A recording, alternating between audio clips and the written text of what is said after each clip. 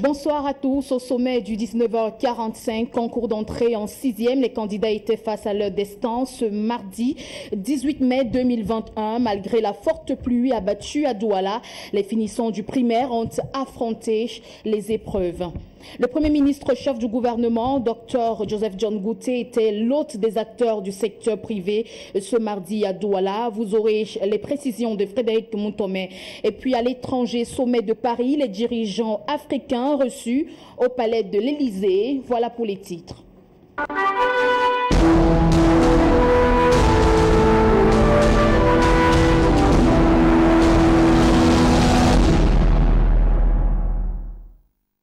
Merci de faire confiance à la télévision du Monde et plus précisément au 19h45 pour vous informer. Ouvrons ce journal par ces faits de société. Un homme a reçu un coup de poing au niveau de sa tête et a d'ailleurs vu son crâne être ouvert. La scène s'est déroulée au carrefour Colbison, c'est à Yaoundé, après avoir consommé un whisky en sachet qui n'a pas été payé.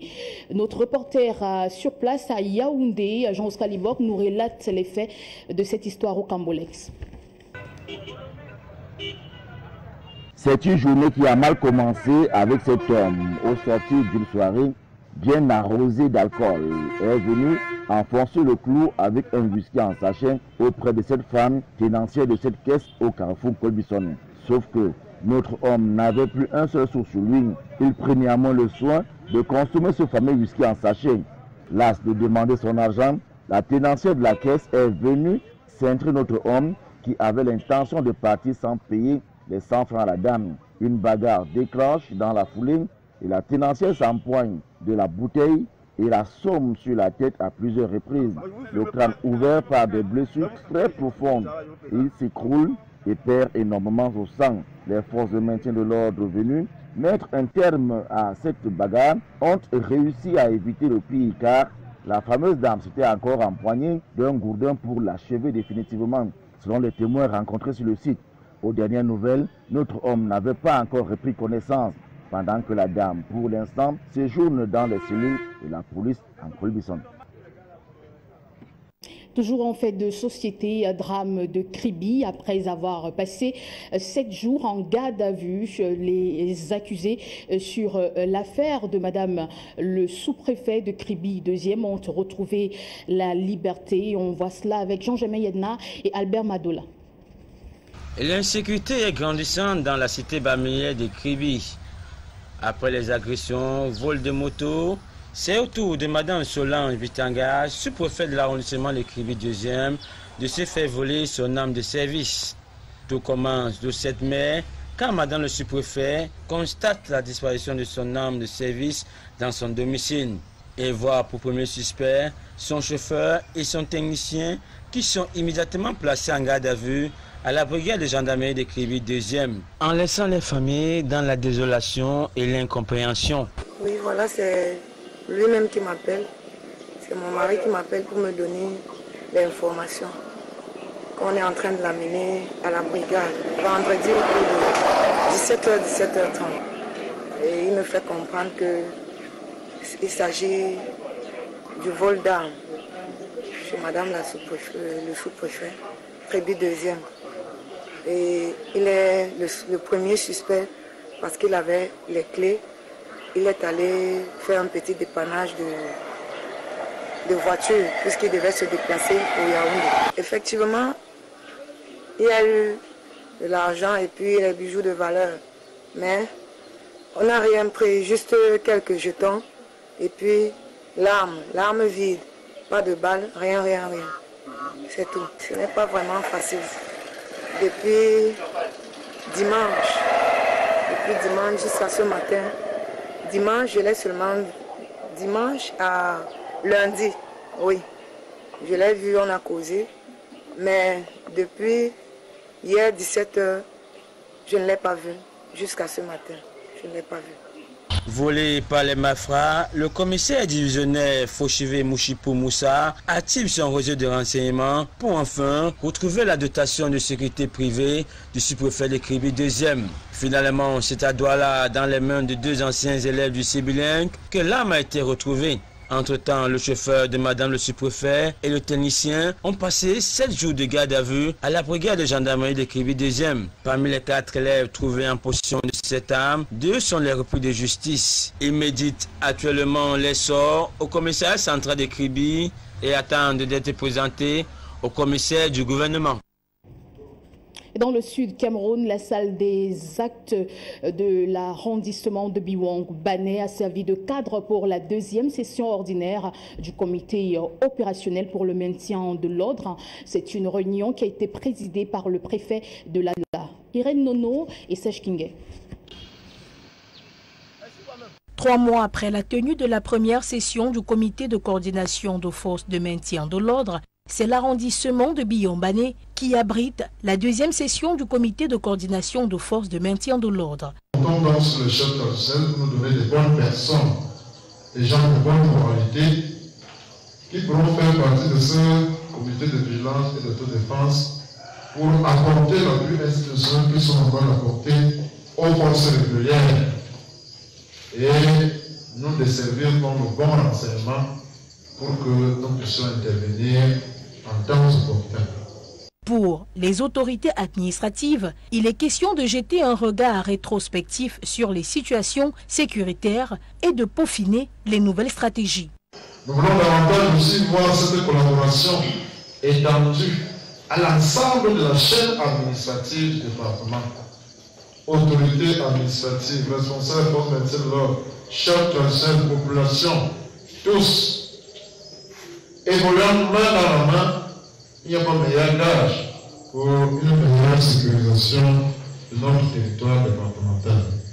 C'est une autorité grandement satisfaite de voir que tout ce qu'on nous a envoyé ici, comme collaborateurs, sont conscients de l'importance de leur rôle, sont bien au fait des défis qui les interpellent, ont surtout les moyens tant intellectuels qu'humains pour pouvoir mener à bien leurs différentes missions.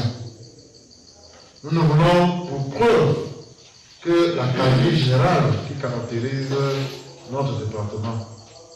Nous ne voulons pour preuve que la belle qualité qui a empreint l'ensemble du développement de ce travaux. Malgré la baisse de la pandémie du Covid-19, c'est un département de l'Anvila qui est relativement calme. Les populations vaquent à leurs occupations. C'est donc un moment important de la vie du département de l'Anvila qui est passé au scanner afin de barrer la route au grand banditisme et à la criminalité. Nous vous prions de transmettre nos remerciements à l'ensemble des forces vives de l'arrondissement de Biwong-Bané qui, nous espérons, étaient à l'unisson avec nous pour que nous puissions réfléchir sur les meilleurs mécanismes et modalités plus à même de permettre leur sécurité, la protection de leurs personnes et de leurs biens.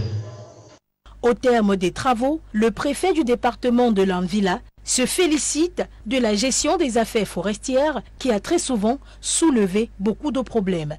Il a exhorté les populations à continuer d'encadrer les déplacés internes. Phénomène météorologique, un halo solaire a été observé sous le ciel de la ville aux 7 collines Yaoundé en ce jour. C'est un phénomène qui s'est produit peu avant 12 heures à la surprise générale des populations. Que symbolise cet halo solaire? On va cela avec Amam Brice Ngomo et Bertrand Ngoula. Ce mardi 18 mai, à la mi-journée, aux alentours de 13 heures, un phénomène très surprenant s'est produit autour de l'astre solaire. Omish Onana est photographe à Yaoundé. Il se rendait dans son lieu de service habituel. Il n'en est toujours pas revenu. Au village, nous on disait que quand on voyait un truc comme ça, c'est que soit la pluie doit finir, soit la pluie va commencer. Mais l'autre c'est que moi je vois aujourd'hui là, qui est autour du soleil là, mon grand-père disait souvent que quand on voit un truc comme ça, ça veut dire que soit un grand chef, ou bien un grand patriarche, ou bien un roi qui va passer. Donc, je ne sais pas. Quand on voit ça, ça me fait même peur là. En Bessie-Anse, dans le nord, est le chef service des prévisions météorologiques au ministère des Transports. Selon lui, des nuages très fins de très haute altitude ont créé une sorte de tapis voilant le ciel. Effectivement, l'halo du soleil, c'est un phénomène météorologique, scientifique, qui n'est pas trop compliqué comme nous pensons. C'est un phénomène qui est fait aux réflexions ou à une réfraction de l'énergie solaire, le rayonnement solaire sur les nuages ou sur les vapeurs d'eau qui sont dans l'atmosphère. Et je vais vous dire que ce phénomène est souvent associé aux fortes insolations avec un ciel partiellement clair. Et aujourd'hui, nous avons observé un ciel qui était partiellement clair, qui a permis de voir plus haut et certains nuages de type cirrus, qui sont les nuages hauts, qui sont aussi caractérisés par les vapeurs d'eau et parfois les glaces tenant compte de leur hauteur. Et c'est cette glace qui ont aussi renforcé cette réflexion qui a donc créé cette halo solaire. Le mystère est donc levé. Ce phénomène n'est pas très fréquent et vous n'avez pas rêvé.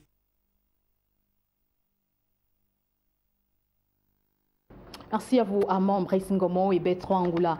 Je vous l'annonçais en titre, le Premier ministre chef du gouvernement, le Dr Chief John Gouté, était l'hôte des acteurs du secteur privé au Cameroun. Les échanges conduits par le Premier ministre chef du gouvernement ont porté essentiellement sur le climat des affaires au Cameroun et la reconstruction des régions en crise que sont le nord-ouest et le sud-ouest. Frédéric Moutomé a suivi cette actualité pour nous. Face au patronat à Douala, le Premier ministre chef du gouvernement était porteur d'un message. Améliorer sans cesse le climat des affaires, une priorité gouvernementale, mais bien plus. Accorder les violons du gouvernement et des acteurs du secteur privé pour la reconstruction des régions du nord-ouest et du sud-ouest du Cameroun en crise. Je vous retrouver ce matin pour échanger avec le chef d'entreprise que vous êtes sur les perspectives de reconstruction et de développement des régions sinistrées de notre pays, en particulier celles du nord-ouest et du sud-ouest. Comme vous le savez sans doute, les contributions financières du secteur privé représentent près de 70% du volume des recettes fiscales de notre pays. En 2019, ces contributions couvraient déjà près de 40% du budget de l'État. Ces quelques indicateurs traduisent le poids de ce secteur dans la production de la richesse nationale. C'est aussi l'expression du rôle significatif que les entreprises privées peuvent jouer dans le processus de reconstruction des régions sinistrées de notre pays. Et pour l'occasion, Chief Dr Joseph John Gouté a dévoilé séance tenante le plan de reconstruction des régions du nord-ouest et du sud-ouest du Cameroun tel que voulu par le chef de l'État Paul Biya, soutenu par les bailleurs de fonds internationaux et non par le secteur privé, et porté sur le terrain par Paul Tasson, l'un de ses plus proches collaborateurs par ailleurs, coordinateur national du plan national de reconstruction. L'une des mesures les plus emblématiques a certainement été la tenue le 30 septembre au 4 octobre 2019 du Grand Dialogue national. Parmi les recommandations phares formulées par les participants à ces assises historiques, figuraient les 3 d'un statut spécial aux régions du nord-ouest et du sud-ouest et la mise en œuvre d'un plan de reconstruction et de développement de ces régions.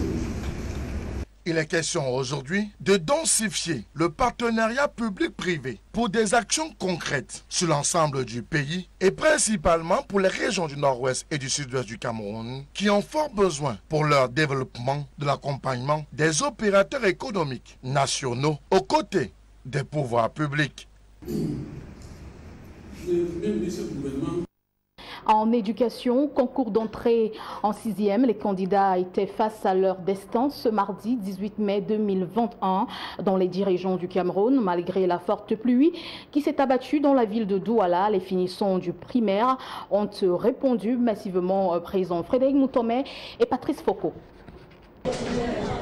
Ils ont toqué aux portes de l'enseignement secondaire ce 18 mai 2021 à travers le concours d'entrée en 6e et le Common Entrance pour les sous-systèmes francophones et anglophones. Malgré la forte pluie qui a dicté sa loi, ce mardi, dans la capitale économique du Cameroun, Douala, ils ont pris d'assaut, accompagnés de leurs parents, leurs différents centres d'examen où tout était fin prêt pour les accueillir. L'ambiance est l'ambiance de l'examen. Les élèves sont venus le matin. Certains hier sont venus voir dans quelle salle ils devaient composer. Et ce matin, on les a accueillis. On a eu à les mettre tous dans leur salle et actuellement, ils sont en train de composer.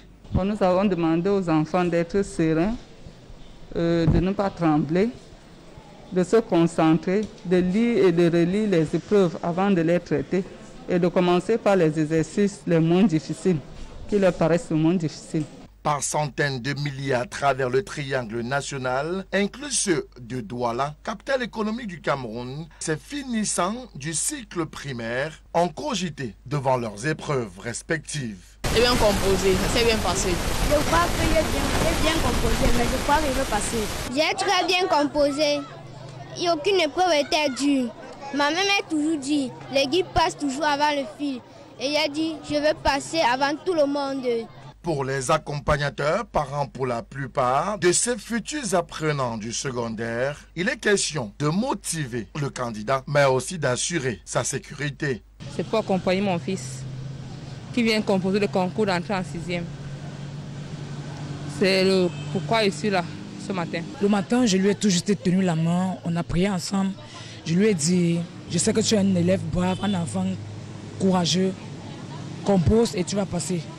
Avec ces épreuves écrites du concours d'entrée en 6e et du Common Entrance, et dont les résultats sont annoncés dans les tout prochains jours, le bal des examens officiels pour le compte de la session de 2021 est définitivement lancé sur l'ensemble du triangle national.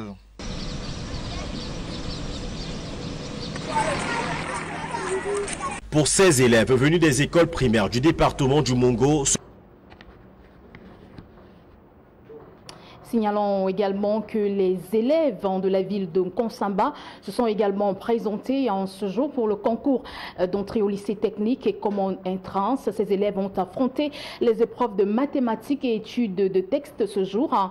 Focus et détermination étaient leurs mots-clés malgré le contexte actuel lié à la pandémie du Covid-19. Charles Fils-Languet.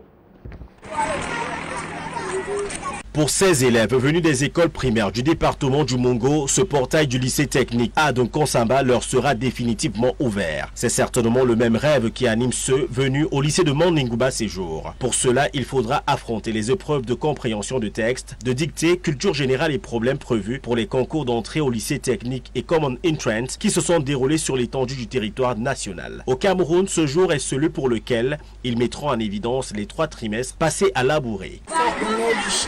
J'ai bien composé en français, en dictée, en problème, en calcul rapide, en culture générale. Le concours d'entrée en première année, session 2021 au lycée technique de Konsamba est bel et bien lancé depuis quelques minutes.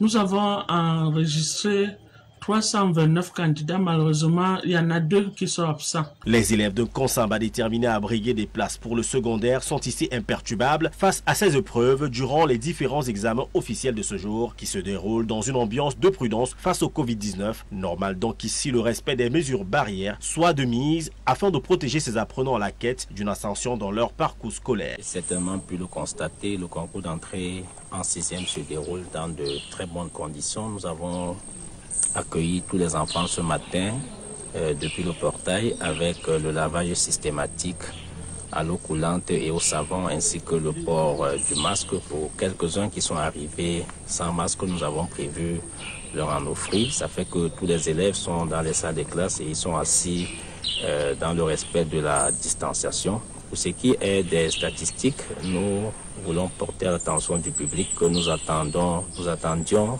ce matin 391 candidats inscrits et 390 ont répondu présent. Donc nous avons malheureusement constaté qu'un garçon a été absent. Tout est bien, finissant bien, malgré quelques absences énumérées plus haut. Les épreuves se sont déroulées sans incidence, mais dans le suspense pour ces candidats déjà à l'attente des résultats.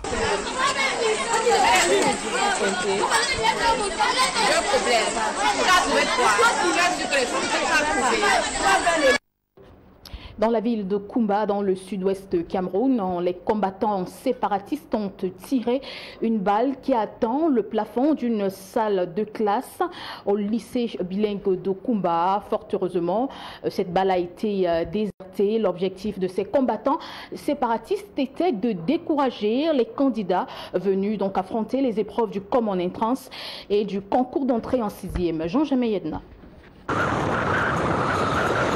Malgré la menace des combattants sécessionnistes qui ont interdit aux parents d'envoyer leurs enfants aux différents examens et concours, cette année, et cette balle réelle qui a atteint le plafond d'une des salles de classe désertes du lycée bilingue de Koumba autour de 8 h du matin, ce mardi 18 mai 2021. Les candidats au Common Entrance dans le sous-système anglophone, concours d'entrée en 6e et première année technique, ont bravé la peur et la psychose pour prendre part aux 10 examens de la session 2021.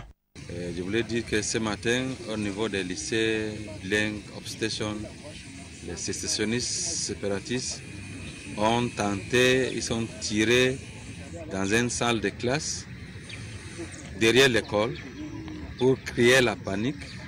Malgré tout ça, les enfants sont tous là, il y a calme, les cours normaux sont en train de se dérouler là-bas, il n'y a pas de problème.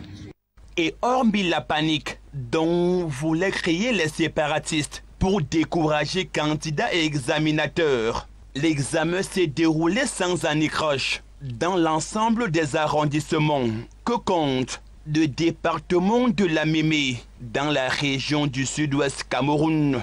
Oui, ce matin, le concours d'entrée en 6e avec Common Entrance Examination sont tous commencés dans le calme et sérénité. Et on n'a pas enregistré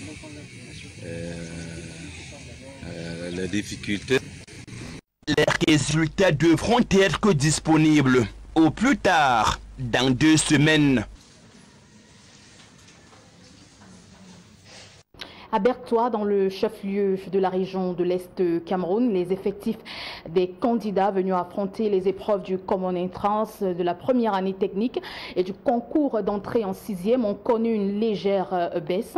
Le constat est celui des responsables des enseignements secondaires venus dans les centres d'examen. J'y parviens, toucher la réalité du doigt et se rassurer de la bonne conduite de cet examen. Voyons cela avec Jean-Jamais Yedna une fois de plus et Babi Sielem.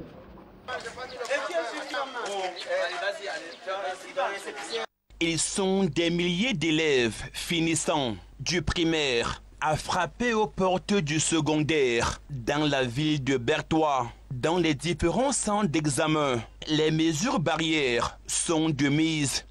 Les dispositions très à la mode aujourd'hui, les instructions de la haute hiérarchie sont respectées. Les enseignants abordent leur masque, les candidats également. C'est des tout petits enfants très enhardis, je ne sais pas, beaucoup. Nous avons aussi requis la présence des forces de maintien de l'ordre qui nous ont aidés à faire rentrer les candidats et à éviter les intrusions des personnes non indiquées. Nous sommes arrivés dans cet établissement vers les 6h, 6h30 pour certains. Et on s'est mobilisé dans l'accueil et l'orientation des enfants. Donc pour le moment, il n'y a pas une difficulté majeure. Et c'est dans le calme et la sérénité totale que ces candidats au concours d'entrée en 6e ont affronté tour à tour l'étude de texte, la dictée, les mathématiques et la culture générale. Je suis venu ici dans ce lycée pour venir composer le concours d'entrée en 6e. Je souhaite de réussir mon entrée en 6e. J'ai bien composé. J'ai bien composé. La première épreuve, c'était quoi? Tu as compris, vous avez fait quoi? On a fait la compréhension du texte. La compréhension du test. C'était bien.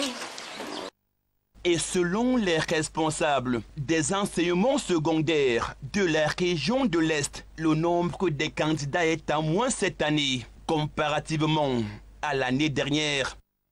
Mais par rapport aux effectifs, s'il y a un petit gap au niveau de l'entrée en 6e, il y a plutôt un regain au niveau de l'enseignement technique. Et justement par rapport à l'enseignement général, l'année dernière nous avons enregistré 9343 candidats. Cette année par contre nous avons eu 8553 candidats. Seulement nous disons ce gap de 900 sera comblé au regard des inscriptions qui se font même le jour de l'examen. Les regards sont désormais tournés vers la proclamation des résultats. Ouvrons à présent le dossier de la rédaction créée en 1927, le chant de ralliement du Cameroun, devenu l'hymne national du Cameroun en 1957. Et ses auteurs, René Djamafane ainsi que Mikiou Mbamba, qui en est le compositeur. La belle histoire de l'hymne national du Cameroun nous est présentée ici par Benjamin Yedna.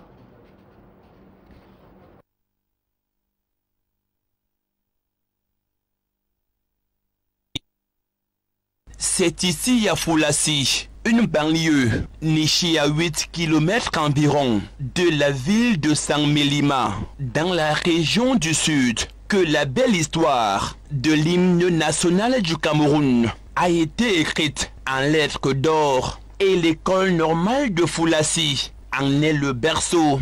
L'école normale de Foulassi fut créée en 1925.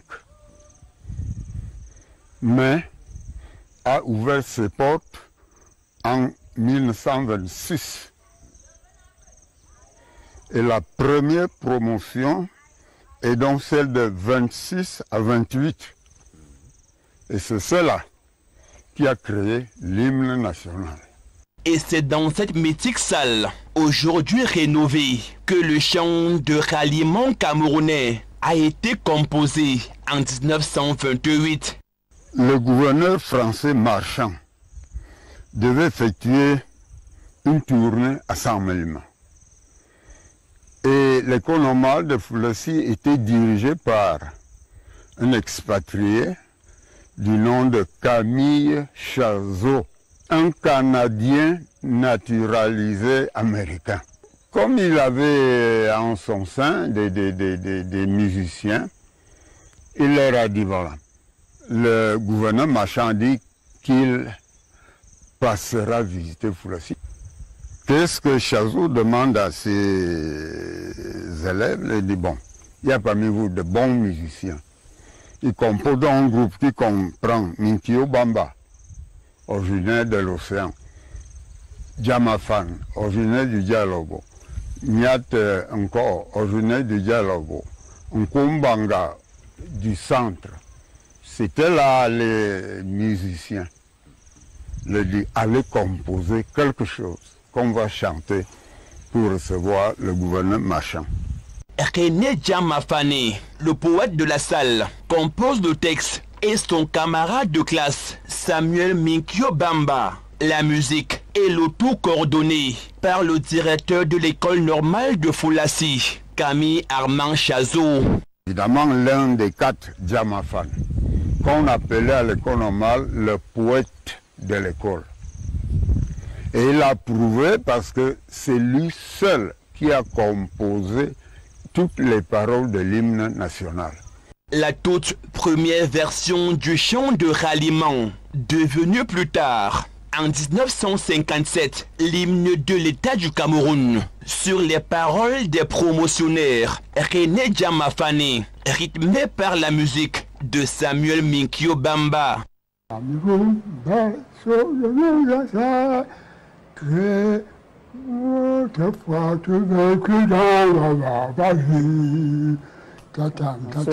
Tu commences à paraître. Peu à peu, tu sors de ta sauvagité. Et au regard de certains termes anachroniques, la première version va subir un toilettage avec des modifications apportées en 1970. Parce qu'il y avait des termes comme sauvagerie, barbarie, qui jetaient un discrédit sur la civilisation négro-africaine.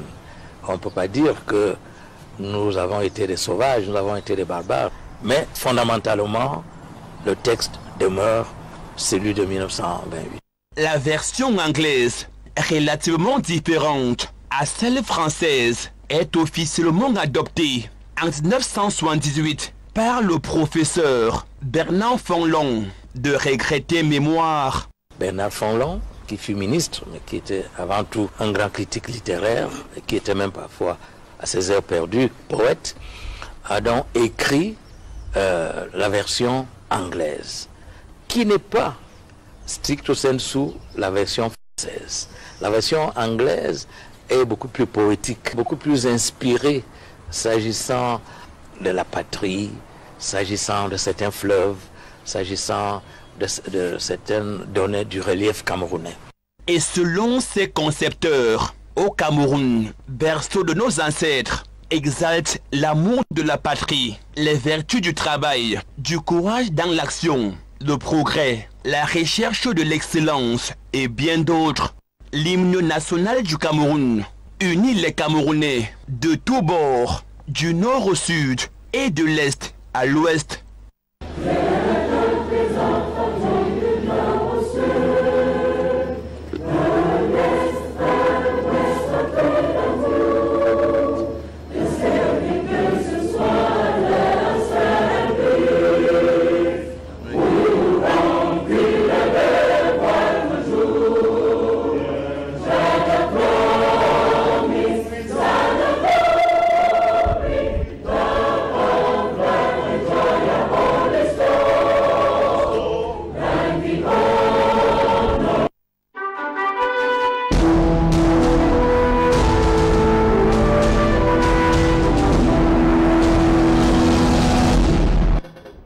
Nous ouvrons l'actualité internationale par le sommet de Paris. Les dirigeants africains ont été reçus au palais de l'Élysée par Emmanuel Macron. On voit cela avec nos confrères d'Africa News. Le sommet consacré au financement des économies africaines et à la récurrente question de la dette va se tenir pendant 2 jours à Paris. Plusieurs chefs d'État sont arrivés lundi dans la capitale française et ont participé à un dîner à l'Élysée en amont du rendez-vous qui doit permettre de trouver les solutions pour la relance de l'économie des pays africains plongés dans une récession sans précédent en raison de la pandémie de la Covid-19.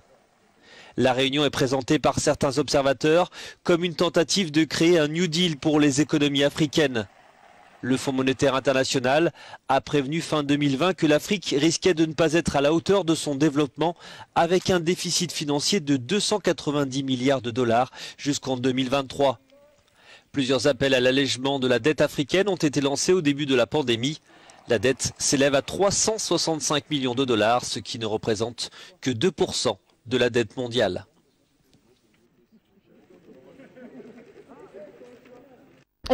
Au Royaume-Uni, Londres qui se déconfine progressivement, mais un peu plus. TV5 monte. S'asseoir à nouveau sur la banquette de leur pub préféré et commander une bière ou un cocktail, ce moment, Sam et Emio l'attendaient depuis des semaines. C'est vraiment agréable et confortable de pouvoir s'installer à l'intérieur et de ne pas être sous la pluie. Donc oui, ça fait du bien d'être de retour au restaurant. C'est un peu bizarre parce que nous marchions dans la rue pour venir et tout était ouvert. Ça n'a pas été comme ça depuis longtemps. Ce lundi matin, même Sadiq Khan, le maire de la capitale britannique, n'en revenait pas. C'est fantastique, il n'est pas 11 heures et j'ai déjà pris 2 fois mon petit déjeuner dans des établissements qui font la réputation des restaurants de notre ville. Le maire de Londres en a profité pour lancer une grande campagne pour inciter les Britanniques à venir visiter leur capitale. Mais face à la montée du variant indien et après les mises en garde du gouvernement ce week-end, la prudence reste de mise. La plupart des gens qui vont aller dans les pubs sont probablement ceux qui ne sont pas vaccinés. Ça semble un peu risqué. Je ne serai pas sûr. L'Espagne ou le Portugal, affiché complet. 2000 km plus au sud, sur les plages de l'Algarve, l'arrivée des premiers touristes britanniques est d'ores et déjà vécue comme une libération. Et c'est la fin de ce 19h45. Merci infiniment à toutes nos équipes techniques et rédactionnelles qui se sont mobilisées. Retrouvez Frédéric Montomé à 21h dans le cadre de son émission Tout au clair. Quant à moi, je vous retrouve demain 19h45, s'il plaît à Dieu.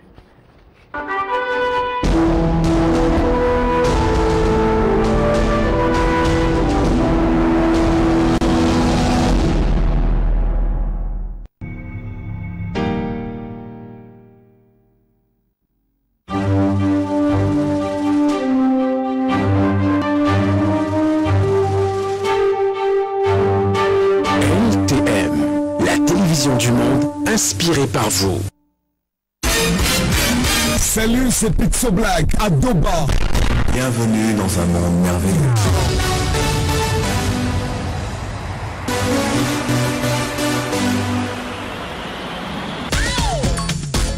Il est le grand maître du showbiz, le marquement de la télévision, le bourgeois de l'audiovisuel. Vous êtes très nombreux à regarder et merci de continuer de nous honorer de votre fidélité.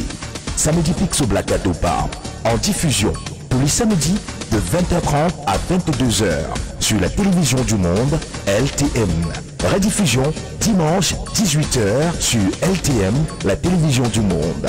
Vous êtes artiste en herbe, confirmé, entreprise, association, styliste, modéliste, mannequin, humoriste, sponsor, annonceur, mécène. Rendez-vous au numéro de téléphone 00237 694 46 66 26. Samedi Pixo Black à Doba. Enregistrement tous les dimanches de 10h à 18h à Yaoundé. Merci pour vos participations. Signal. Retrouvez votre chaîne de télévision LTM disponible dans le bouquet CanalSat au niveau du canal 308 et le bonheur s'offre à vous.